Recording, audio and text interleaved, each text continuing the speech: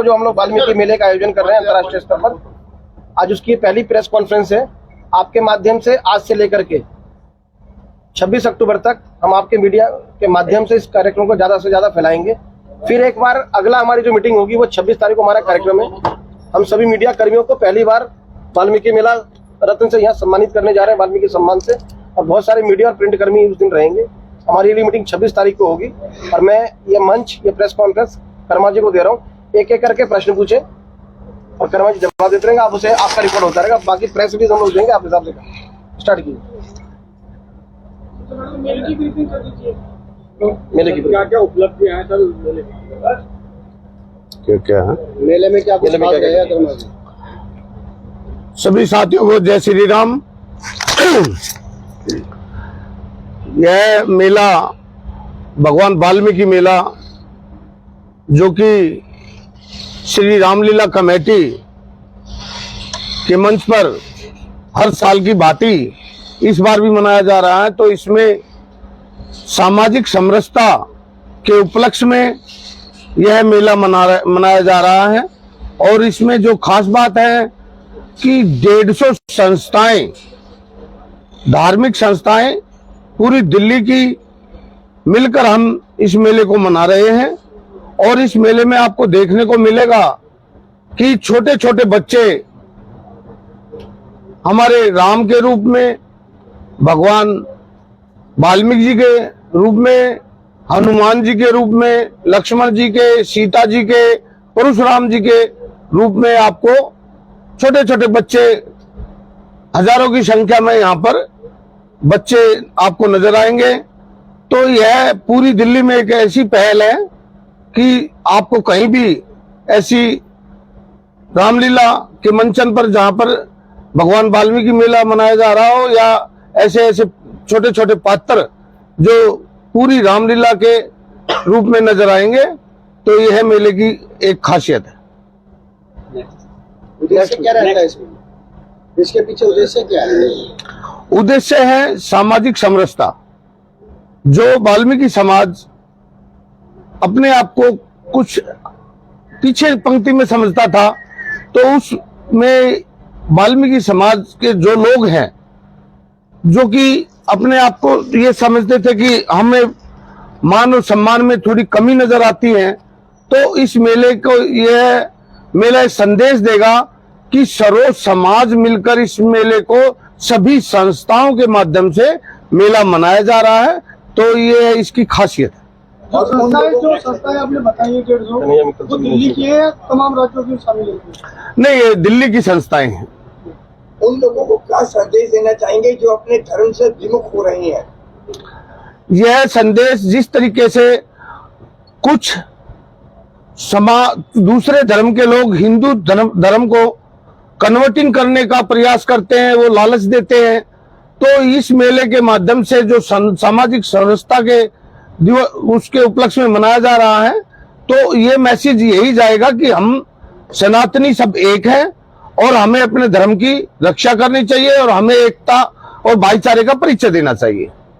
वर्मा जी, कई साल से आप लगातार ये जो है वाल्मीकि मेले का आयोजन करते आ रहे हैं। पहले जो है राजनीतिक जो लोग थे वो भी मंच पर आया करते थे, चाहे वो केजरीवाल हो या फिर अब आप बीजेपी से जुड़े हो, तो क्या आपको कुछ राजनीतिक लोग जो है वो भी नजर आएंगे? जब से हमने मेला मनाया है तो हमने कोई भी राजनेता इसमें नहीं बुलाया। हम इस मेले में सिर्फ वाल्मीकि समाज के लोगों को ही आमंत्रित करते थे। IAS, IPS, दानिक्स, जज, इंजीनियर, डॉक्टर, अंतर्राष्ट्रीय खिलाड़ी, हम उनको ही बुलाकर इसमें सम्मानित करते थे। यानी कि मेले का जो मुख्य उद्देश्य है, जो वाल्मीकि समाज के जो उच्च स्तर पर जो बैठे हुए लोग हैं उनको सम्मान देना और जो है उनको अपने समाज से रूबरू।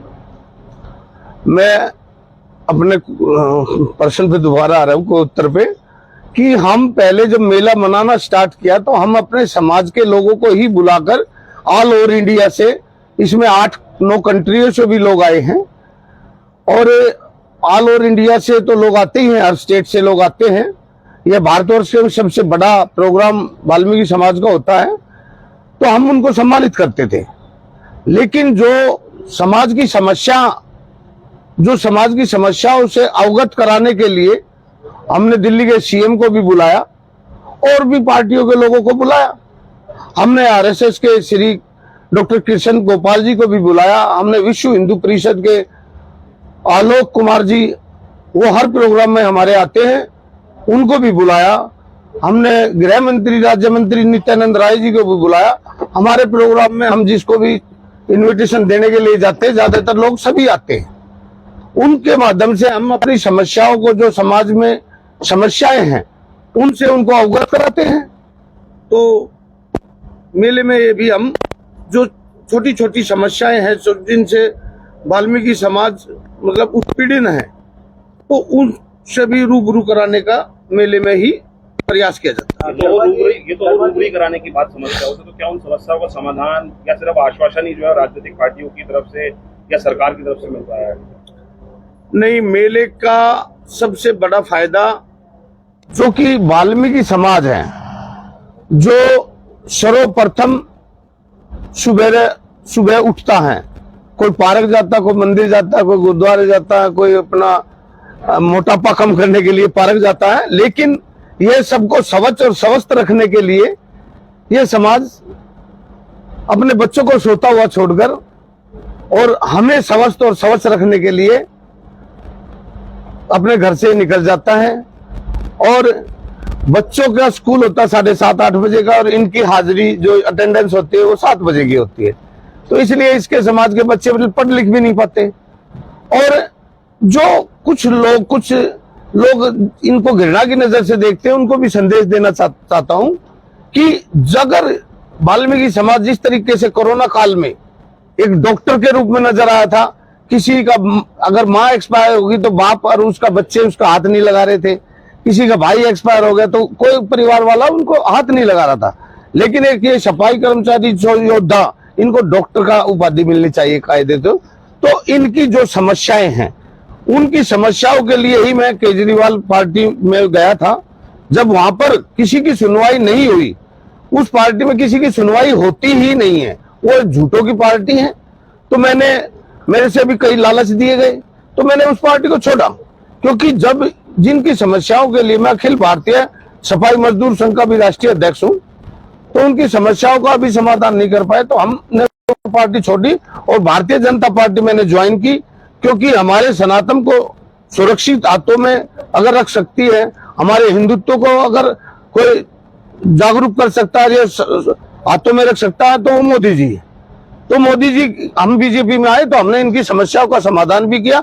जो 25-25 साल से कच्चे थे, लेफ्ट आउट केस थे, जो डेथ केस थे, जो इनका FR 17 जो लगा दिया गया था कानून, वो बहुत खतरनाक कानून था, वो भारतीय जनता पार्टी ने ही हटवाया और जो 25-25 साल से कच्चे थे उनको पक्का भी कराया। वाल्मीकि समाज की प्रदर्शनी है या महर्षि वाल्मीकि के चरित्र से जुड़ी हुई चीजें लोगों के बीच में पहुंचाने के लिए है? जो महर्षि वाल्मीकि के चरित्र से जुड़ी हुई बातें हैं वो लोगों तक पहुंचाने की है या वाल्मीकि समाज की प्रदर्शनी दिखाई जाए? यह वाल्मीकि समाज की प्रदर्शनी नहीं है ना, यह वाल्मीकि जो प्रथम कवि थे पूरे विश्व के, उनको जो लोग जो धूमिल हो चुके थे, जिन्होंने रामायण की रचना की, जिन्होंने राम का नाम उजागर किया जन्म से पहले, तो उनके बारे में लोगों को जगाना। क्योंकि आज जिन्होंने रामायण लिखी, आज अगर RSS संघ परिवार विश्व हिंदू परिषद ना हो तो वाल्मीकि जी को तो लोग भूल ही चुके थे। अगर आप छोटे से बच्चों को पूछोगे तो रामायण किसने लिखी थी, तो कोई कहेगा तुलसीदास जी ने लिखी थी, कोई कहेगा विश्वेश्वर दयाल जी ने लिखी थी, कोई कहेगा शंकर दयाल शर्मा ने लिखी थी। अलग अलग नामों से रामायण को जाना जाता है, लेकिन भगवान वाल्मीकि जी जो रामायण के रचनाकार हैं, उनके बारे में लोग भूल चुके हैं। तो इस मेले के माध्यम से हम भगवान वाल्मीकि जी का जो चरित्र है, जो उनका असली रूप है, वो हर समाज के, क्योंकि हमारे मेले को सामाजिक 150 संस्थाओं के करीब सामाजिक संस्थाएं मना रही है, तो हर आज इस मेले में कन्हैया मित्तल जी, जो आज की तारीख में प्रसिद्ध गायक हैं, आपसे जानकर अति खुशी होगी कि जब मैं कन्हैया मित्तल जी के पास गया तो कन्हैया मित्तल जी का जो संदेश मैं लोगों तक पहुंचाना भी चाहता हूं आपके माध्यम से। कन्हैया मित्तल जी एकदम से खड़े होकर हाथ जोड़कर बोले कि भगवान वाल्मीकि जी के बारे में मेरे को 2 शब्द बोलने का मौका मिलेगा, इससे बड़ा मेरा सौभाग्य क्या है। मैंने उनसे पूछा क्या फीस होगी सर आपकी? बोला मैं 1 रुपया भी नहीं लूंगा भगवान वाल्मीकि मेले में आने के लिए, और मेरे लायक कोई काम हो और कोई भी सेवा हो तो आप मेरे को बताइए। आप लोग इतना अच्छा काम कर रहे हैं।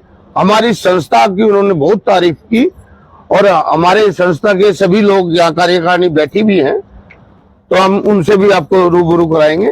क्या मेले में इस बार भगवान वाल्मीकि के चरित्रों का चित्रण भी किया जाएगा? जैसे दशहरे के पहले रामचरितमानस का पूरी तरह से चित्रण हुआ, आप लोग ये भी करने वाले हैं ऐसा कुछ? हम मेले में जो हमारे सिंगर होते हैं तो वो लव कुश के भी बारे में बताते हैं, क्योंकि समय का अभाव देखते हुए, क्योंकि 1 दिन का प्रोग्राम होता है, रामायण होती है 10 दिन की, तो 1 दिन के प्रोग्राम में हमने बच्चों को भी सम्मानित करना होता है। जो स्टूडेंट्स अच्छे नंबरों से पास होते हैं, लड़के हो लड़कियां हो, हम उनको भी सम्मानित करते हैं। जिन्होंने जिस क्षेत्र में अच्छा कार्य किया हो, कोई एनजीओ हो, हम उनको भी सम्मानित करते हैं। तो सामाजिक समरसता नाम लिया इसका, आप तो सिर्फ एक समाज की बात की है, समरसता किससे करने वाले हैं? हम सामाजिक समरसता आज जिस तरीके से आप सोशल मीडिया आज एक बहुत बड़ा प्लेटफॉर्म है, आप देखते होंगे हमारे लोग यूट्यूब खोलते हैं, फेसबुक चलाते हैं, तो अलग अलग जातियों को, जैसे पहले रजवाड़े थे तो रजवाड़ों का अंग्रेजों ने फायदा उठाया और अलग अलग राजा से फूट डालकर हमारे देश पे उन्होंने राज किया। ऐसे ही अब हमारे सनातन धर्म में भी ऐसे ही जातियों में लोग बंटने स्टार्ट हो चुके। कोई अलग अलग जाति के नाम से जाना जाता है तो वो अपना कोई कारों का काफिला दिखा रहा है, कोई ये कहता है हम ये हैं हम वो हैं। मैं किसी का नाम नहीं ले रहा चाहता, लेकिन अगर हम जातियों में बट गए तो सनातन धर्म का रहेगा। आज हर समाज ने, हर जाति ने अपना अपना कोई ना कोई ईश्वर बना लिया है, लेकिन अगर सनातन को जिंदा रखना है तो हमने जो पहल की है वाल्मीकि समाज के मेले में सामाजिक समरसता दिखाने की, मैं ये चाहूंगा कि हमें हर प्रोग्राम, चाहे हमें दिवाली हो, चाहे होली हो, चाहे दशहरा हो, चाहे कृष्ण जन्माष्टमी हो, जो कोई भी, चाहे छठ पूजा हो, चाहे दुर्गा पूजा हो, हम सब ने, सभी जातियों ने मिलकर हमें एक ही नारा देना चाहिए कि हम सनातनी हैं, हम हिंदू हैं। मेले में कैसे प्रवेश कर सकते हैं? वैसे एक मिनट, अलग अलग क्वेश्चन पूछे। ये जानना चाहूंगा, आजादी का अमृत उत्सव मनाया जा रहा है एक तरफ, और दूसरी तरफ वो वर्ग भी हैं जो कहीं कहीं अभी भी चंद्रयान-3 के सफल लॉन्चिंग के बाद भी हम अछूत मानते हैं। समाज से कटा हुआ वो वर्ग अभी भी है। कहने के लिए समरसता है, हमारा भाई है, हमारा प्यार है, हम उनके साथ उठते हैं बैठते हैं, लेकिन ऐसा नहीं दिखता।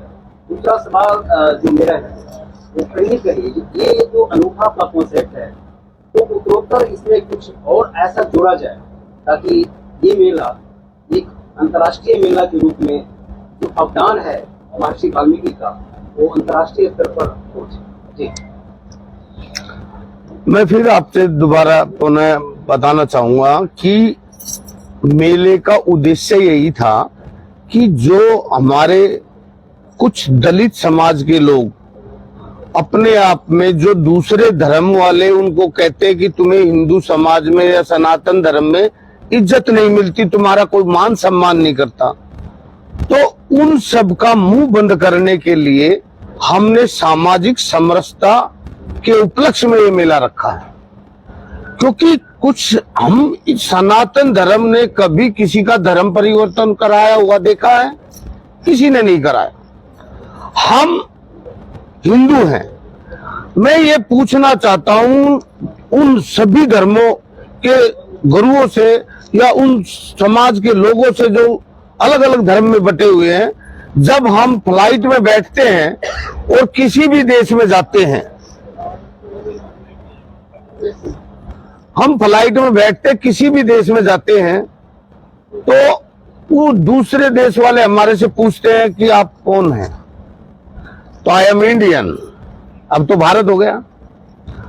लेकिन जब हम उसी फ्लाइट में 2-4 दिन घूमने के बाद जब इंडिया की तरफ फ्लाइट का रुख होता है, तो सीट पे 6 सेकंड भी ज्यादा समय है। साथ वाले से पूछा जाता है आप कहां से हो? अब मैं हूं दिल्ली से। अच्छा, क्या नाम है आपका? क्या करते हो? आप कौन से समाज से हो? मैं ये पूछना चाहता हूं कि विदेश में ये जाकर नहीं कहता कोई कि मैं ब्राह्मण हूं, मैं वाल्मीकि हूं, मैं गुर्जर हूं, मैं मित्तल हूं, मैं अलग अलग जाति का नाम क्यों नहीं लेते?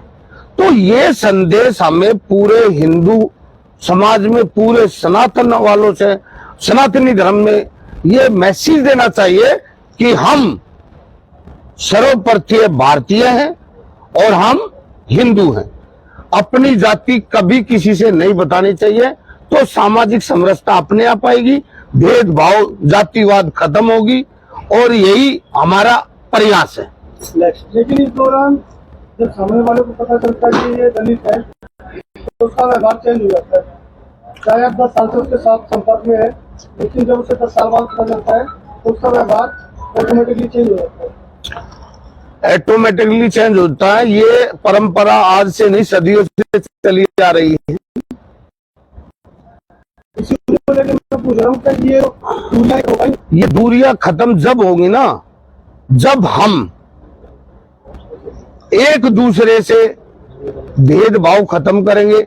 जैसे हमने पहल की है कि हम एक समाज से जुड़े हुए थे, एक समाज के ही लोगों को बुलाते थे, तो हमें अपने प्रोग्रामों में सबको बुलाना चाहिए, सर्व समाज को बुलाना चाहिए।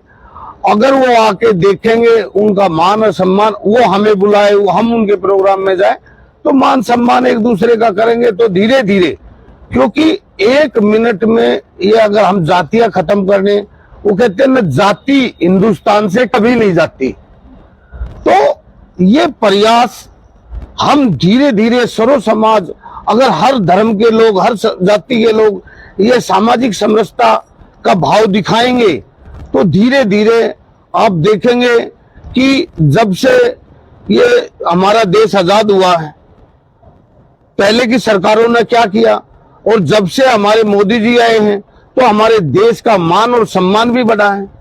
आज 370-35 से हटाई मोदी जी ने।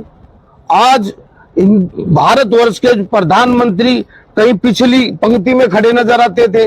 आज G20 कराया। कभी ऐसा होता था कि भारत की कुर्सी ही लग जाए G20 में, लेकिन आज जैसे जैसे देश तरक्की करेगा, तो हर देश में, अगर हम विदेशों में देखेंगे, तो वहां पर जातिवाद क्यों नहीं है? क्योंकि वहां एक सफाई कर्मचारी को भी इंजीनियर का दर्जा दिया जाता है। तो जब हम अपना भेदभाव खत्म करेंगे, एक ऊपर वाले ने बहुत अच्छा काम किया, सृष्टिकर्ता ब्रह्मा भगवान ने, विष्णु भगवान ने एक काम बहुत अच्छा किया है, लेकिन उसको समझने की जरूरत है। क्या चाहे कोई मेहनत हो, चाहे कोई आचार्य हो, चाहे कोई पैसे वाला हो, चाहे कोई गरीब हो, लेकिन अपना पैखाना खुद अपने आप ही धोना पड़ता है, तो फिर भेदभाव किस बात का? नेक्स्ट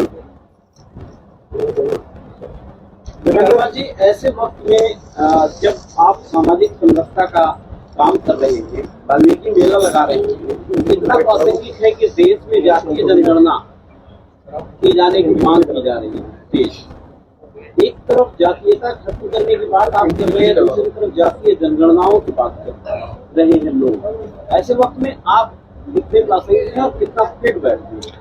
ये जितने भी राजनीतिक लोग हैं, ये अपनी रोटियां सेकने के लिए ही ये समरसता लाना नहीं चाहते।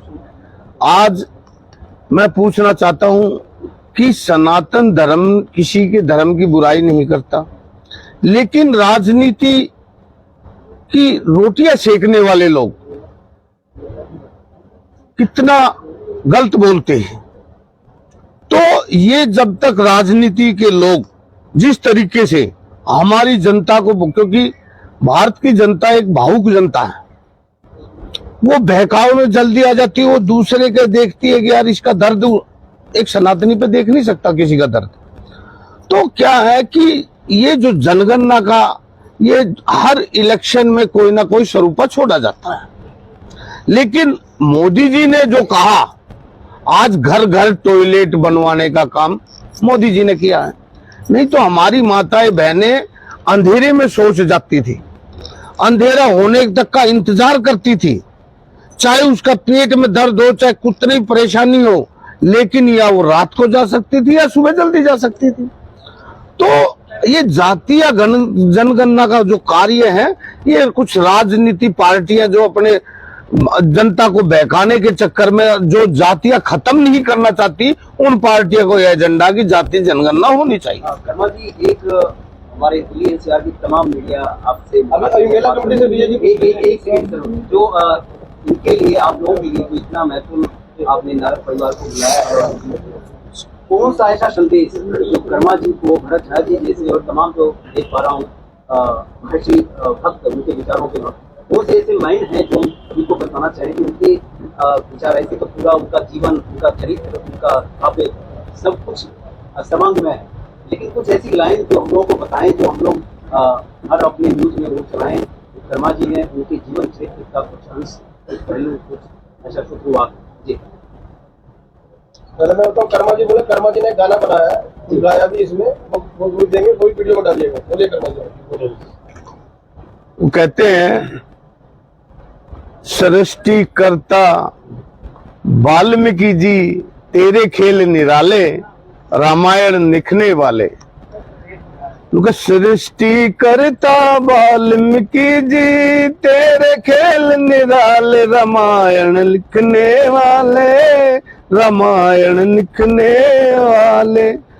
आप न होते प्रभु, नाम न होता श्री राम का।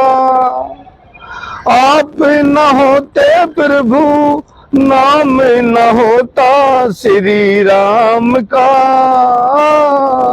दुनिया में कैसे डंका, दुनिया में कैसे डंका बजता अयोध्या धाम का।